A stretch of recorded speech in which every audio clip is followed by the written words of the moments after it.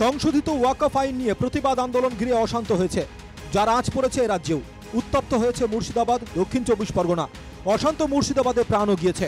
মঙ্গলবার মুর্শিদাবাদের সুতির প্রশাসনিক সভা থেকে মুখ্যমন্ত্রী মমতা ব্যানার্জির বার্তা, কেন্দ্র আইন করছে করুক, বাংলায় সেই আইনের আঁচ পড়বে না, তাই এখানে কারোর আন্দোলনের প্রয়োজন নেই।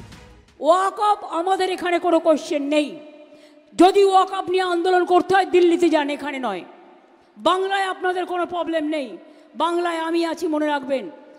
আমি হিন্দুর প্রপার্টিতেও নয়, মুসলিম প্রপার্টিতেও নয়, শিখ প্রপার্টিতেও নয়, খ্রিস্টান প্রপার্টিতেও নয়। আমি কখনো কারোর জমি অধিকার করি না। আর কোর্টে অলরেডি স্টে আছে, এটা সাব জুডিস কেস, আপনারা জানেন। আমরাও কোর্টে পার্টি হয়েছি। মুখ্যমন্ত্রীর মন্তব্যের প্রেক্ষিতে কংগ্রেসের কটাক্ষ, এ রাজ্যের মানুষের আন্দোলনের অধিকার কেড়ে নিতে চাইছেন মুখ্যমন্ত্রী।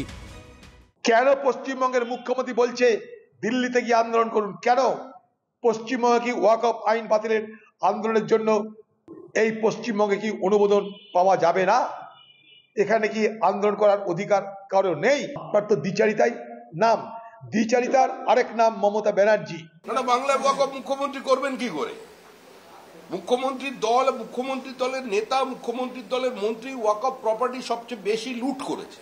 সারা রাজ্য জুড়ে ওয়াকফ প্রপার্টি লুট করেছে তৃণমূল কংগ্রেস। দেবোত্তর সম্পত্তি প্লট করে বিক্রি করেছে তৃণমূল কংগ্রেস। সরকারি সহযোগিতা ছাড়া এটা হতে পারে না। মুখ্যমন্ত্রী স্পষ্ট জানিয়েছেন, মানুষের অধিকার রক্ষার সব দায়িত্ব তাঁর। যদি আপনার কেউ অধিকার কেড়ে নেয়, অধিকার রক্ষা করার গ্যারেন্টি আমাদের, এটা মাথায় রাখবেন। ডিসিশনটা আমায় নিতে দিন, আন্দোলনটা আমায় নিতে দিন। আর আপনারা সব সম্প্রদায় একসাথে থাকুন, ভালো থাকুন, সুস্থ থাকুন। প্রথম রাজ্য হিসেবে ওয়াকফ আইনকে চ্যালেঞ্জ করে সুপ্রিম কোর্টে গিয়েছে তৃণমূল সরকার। এই আবহেই হিংসা কবলিত মুর্শিদাবাদে শান্তির বার্তা মুখ্যমন্ত্রীর। তিনি বলেন, হিংসা মানে মানুষের বাড়ি পোড়া, রক্ত ঝরা। হিংসার পক্ষে নয়, তিনি মানুষের পক্ষে। কারোর কথাই প্ররোচিত না হওয়ার আহ্বান জানান মুখ্যমন্ত্রী। Bureau report, NKTV Bangla.